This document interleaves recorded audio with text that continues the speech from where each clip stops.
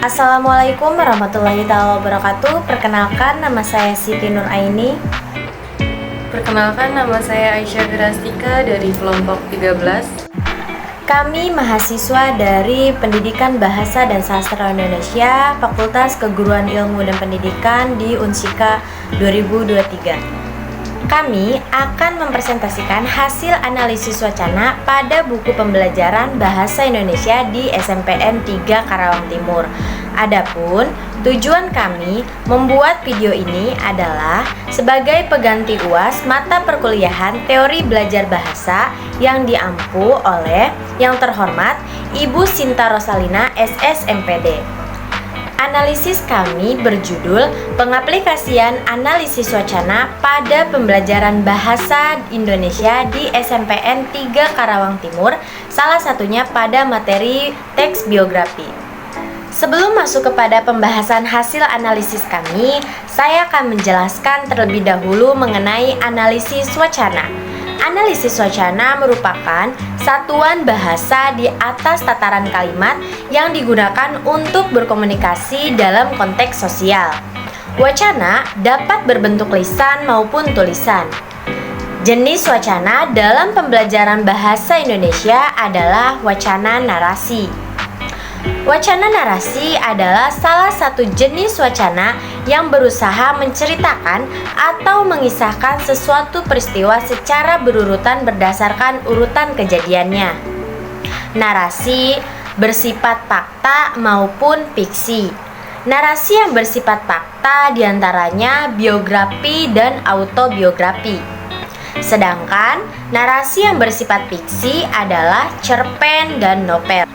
Kami akan mengadaptasi wacana biografi salah satu tokoh pergerakan kemerdekaan Indonesia, yakni Dr. Cipto Mangunkusumo, yang terdapat pada buku pembelajaran bahasa Indonesia tersebut.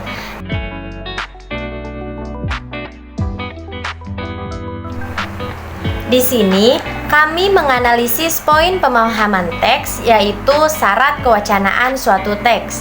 Analisis syarat kewacanaan suatu teks dalam wacana biografi narasi Dr. Cipto Mangunkusumo sebagai berikut.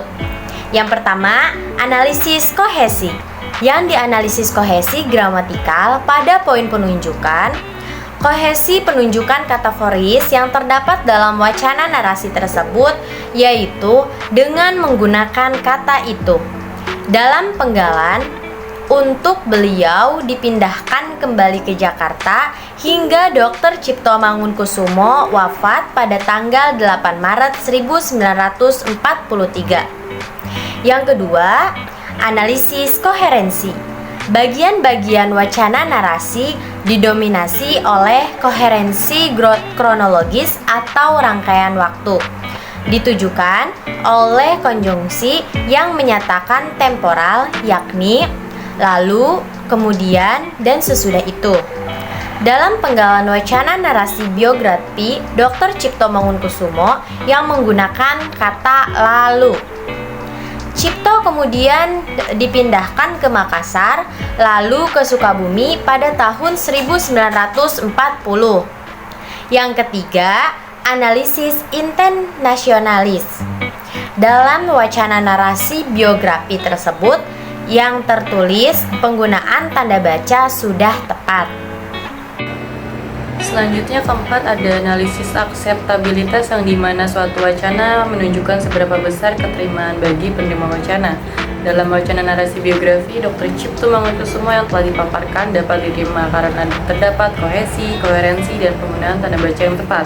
Kemudian yang kelima, ada analisis informasivitas, yang dimana informasi yang didapat dari wacana narasi adalah tentang kematiannya, meninggalnya atau wafatnya Dr. Cipto Mangunkusumo diinformasikan pada tanggal 8 Maret tahun 1943.